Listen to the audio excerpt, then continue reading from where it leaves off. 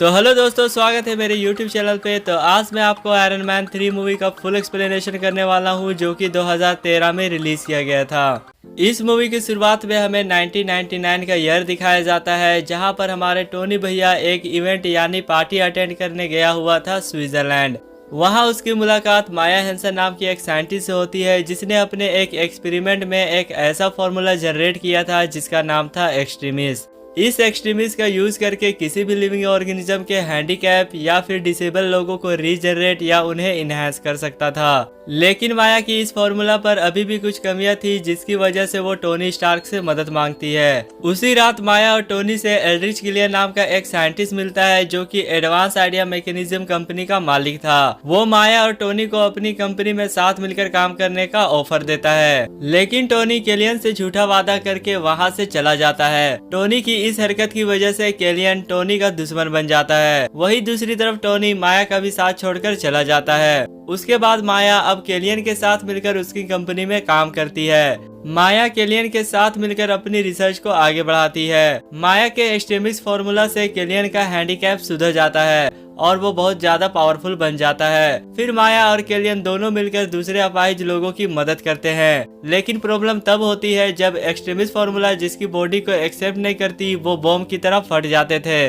माया और केलियन इसी extremist formula को सुधारने में लगे रहते हैं। वही दूसरी तरफ मूवी में हमें आगे दिखाया जाता है कि हमारे टोनी भैया न्यूयॉर्क के हमले यानी चितौरी सेना का सामना करने के बाद बहुत बेचैन था। टोनी ने अपने सेफ्टी के लिए बहुत सारे एडवांस आर्मर बना लिए थे, लेकिन फिर भी टोनी को बार बार घबराहट के दौरे पड़ रहे थे। इसी दौरान अमेरिका में मैड्रिन नाम का एक आतंकवादी जगह जगह बॉम्ब ब्लास्ट करवाता है। ऐसा ही एक ब्लास्ट में स्टार्क इंडस्ट्रीज का एक एम्प्लॉय हैप्पी होगन बुरी तरीके से जख्मी हो जाता है और वो कोमा में चला जाता है। इस घटना से टोनी बहुत ज्यादा गुस्सा हो जाता है और मीडिया के सामने टोनी सरेआम मैड्रिन को अपना पता बताकर धमकी देता है। फिर टोनी अपने घर जाकर मैड्रिन के बारे में रिसर्च करता है और उसे रोजिल नाम की जगह का पता चलता है। उसके बाद टोनी जार्विस प्रोग्राम की मदद से रोजिल जाने का प्लान बनाता है। तभी टोनी के घर पर मैड्रिन का हमला हो जाता है। टोनी किसी तरह से वहां से बचकर निकलता है और वो रोजिल नाम के जगह पर पहुंच जाता है।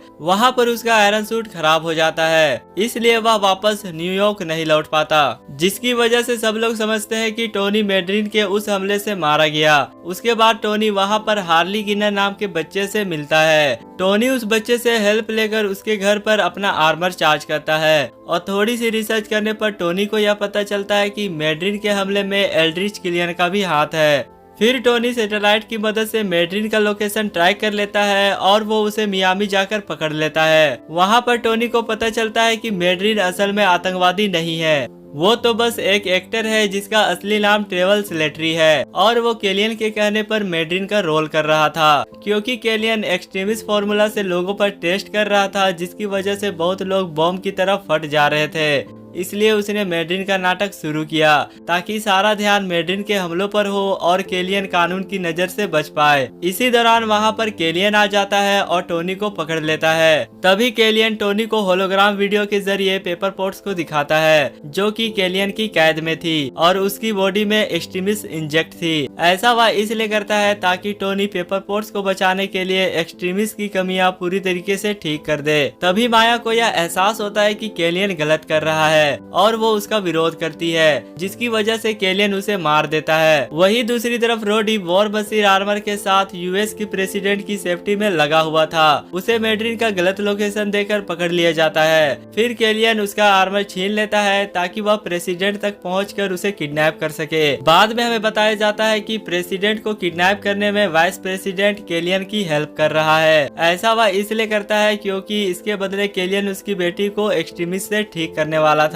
इसके अलावा केलियन प्रेसिडेंट को मारकर वाइस प्रेसिडेंट को उसकी जगह नौकरी दिलवाने वाला था। केलियन अपने आदमी को रोडी का वॉर मशीन आर्मर पहनाकर प्रेसिडेंट के पास भेज देता है और वो उन्हें किडनैप कर लेता है। वहीं दूसरी तरफ टोनी और रोडी केलियन के पकड़ से छूटकर उस जगह पहुंचते हैं जहां पर प्रेसिडेंट को रखा गया था। उसी जगह पर पेपर पोर्ट्स भी कैद थी। उस जगह पर केलियन के कई सारे सोल्जर्स प्रेसिडेंट को मारने वाले थे। तभी टोनी अपनी जारविस प्रोग्राम से वहां पर अपनी सारे आर्मर्स बुलवा लेता है, जो कि वहां के सोल्जर्स को मारना शुरू करते हैं। फिर रोडी प्रेसिडेंट को लेकर वहां से निकल जाता है। टोनी पेपर पोर्ट्स को बचाने की कोशिश करता है, लेकिन पेपर पोर्ट्स काफी ऊंचाई से आग में गिर जाती है। फिर टोनी और केलियन आपस में लड़ाई करते हैं, लेकिन टोनी केलियन के सामने कमजोर पड़ने लगता है। तभी पेपर पोर्ट्स वहां आकर केलियन को मारने लगती है। क्योंकि पेपर पोर्ट्स के अंदर एक्सट्रीमिस्ट इंजेक्ट थी, इसलिए वह आग से बच पाई और वह केलियन को भी मार पाई। फिर टोनी अपनी जीत की खुशी और पेपर पोर्ट्स के खातिर अपने सारे आर्मर्स को ब्लास्ट कर देता है। इसके बाद वाइस प्रेसिडेंट और मेडिन का रोल करने वाले ट्रेवल सिलेटरी को अरेस्ट कर लिया जाता है। फिर टोनी कुछ रिसर्च करने के बाद पेपर पोर्ट्स के बॉडी से एक्सट्रीमिस्ट को बाहर निकाल लेता है, और वही टोनी उसी एक्सट्रीमिस्ट को अपनी बॉडी पर इंजेक्ट कर लेता है, ताकि वह ऑपरेशन के जरिए अपने सीने पर से बॉम्ब के टुकड़ों को निकलवा पाए। उस ऑपरेशन के बाद टोनी को अब आर्क रिएक्टर लगाने की जरूरत नहीं पड़ती, और वो उस रिएक्टर को पानी में फेंक देता है। लेकिन टोनी बिना रिएक्टर के भी अपना आर्मर यानी आयरन सूट यूज कर सकता था। तो ये था आयरन मैन 3 मूवी का फुल एक्सप्लेनेशन। आई होप आपको वीडियो पसंद आया होगा। वीडियो पसंद आया तो वीडियो को लाइक और चैनल को जरूर सब्सक्राइब करें।